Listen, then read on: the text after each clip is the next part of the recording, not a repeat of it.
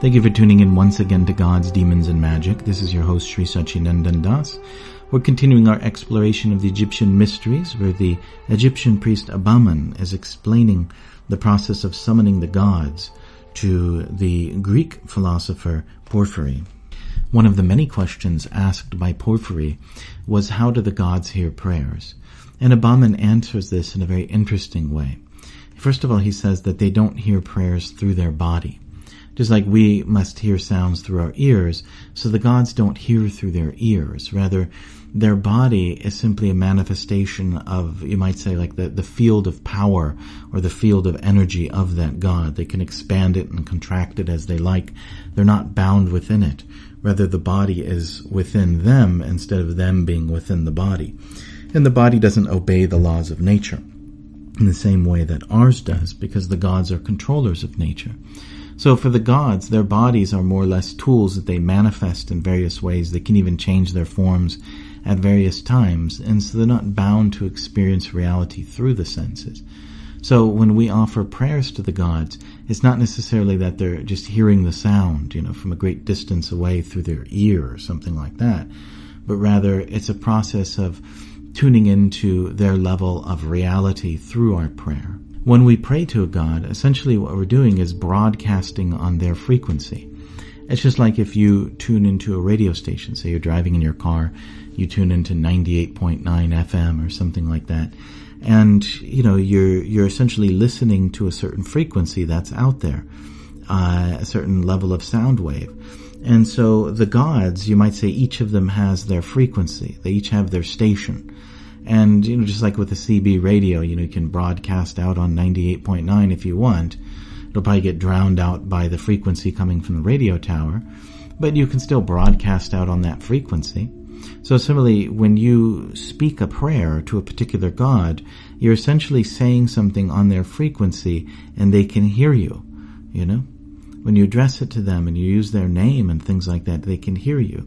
Although when you're speaking, it may sound like a very distant call. Your voice is very small in their frequency. Now, one of the purposes of ritual is that by using certain established rituals and certain established prayers, what you're doing is amplifying your voice.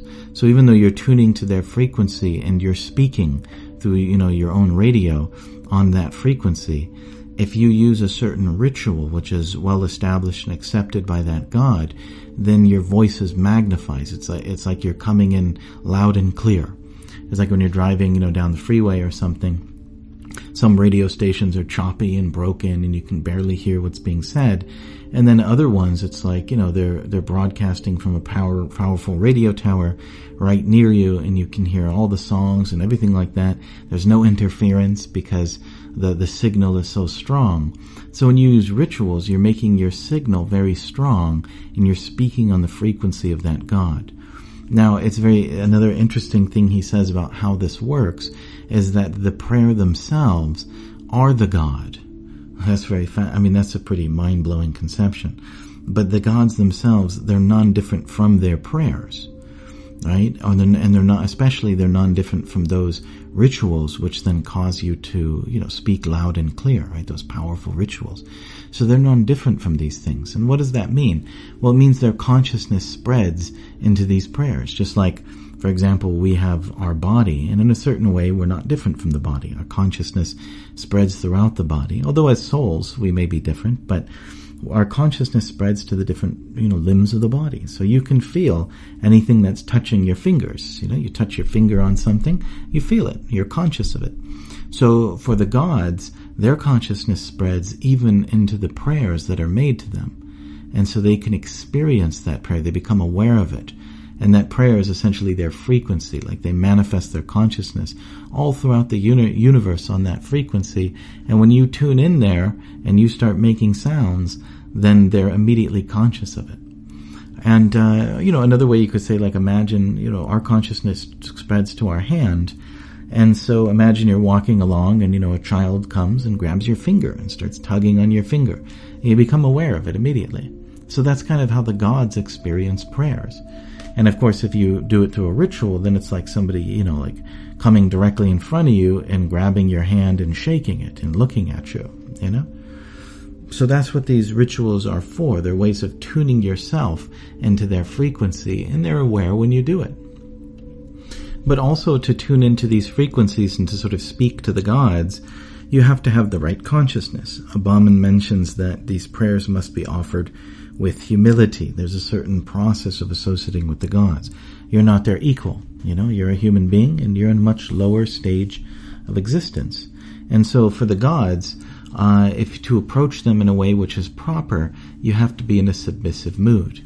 And there has to be supplication, and therefore, similar to previously we're talking about, asking them to put aside their anger or to no longer deny you their association. So in the same way, you're supplicating, you're begging, please, I am your servant, I am your inferior, I'm very much below you, and one has to approach with that particular consciousness or that mood. And then they will accept you into their association. They're pleased with that humility. They feel like, wow, this person is very humble and gentle. Even though they're just a small human being, they're a good human being. Like they're a human being who has high consciousness. They're a human being who understands themselves in relationship to the universe. This is like the famous story when Socrates had asked, or rather someone else I think had asked, who the oracle at Delphi, who the wisest man in the world was, and and the oracle replied that it's Socrates. So when they asked Socrates, how is he the wisest man?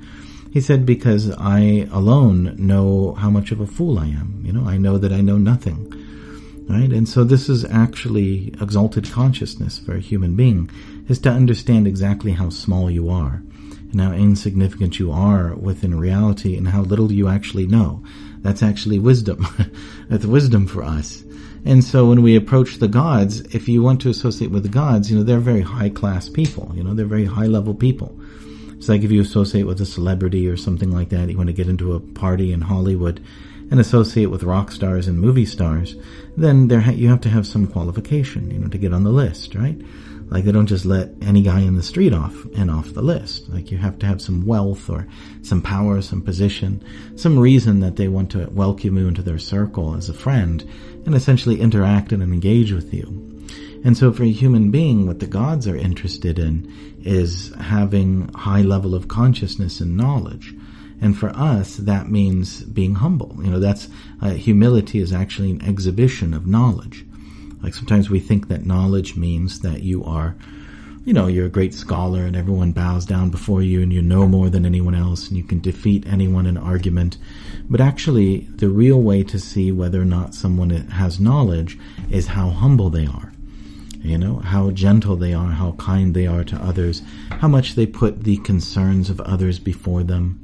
Do they like to see others glorified instead of themselves?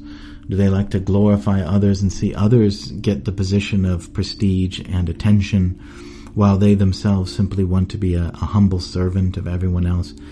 And along with that goes tolerance. They're very, very tolerant and forgiving to all others. So obviously these are very difficult qualifications to achieve, right? The gods aren't interested in whether you have lots and lots of money or how famous you are, or how great you are, or even how educated you are, or how intelligent you are. They're not interested in any of that. That's not really a high level of achievement for a human being. A high level of achievement is how humble you are, how forgiving you are, how tolerant you are of others, how gentle and kind you are.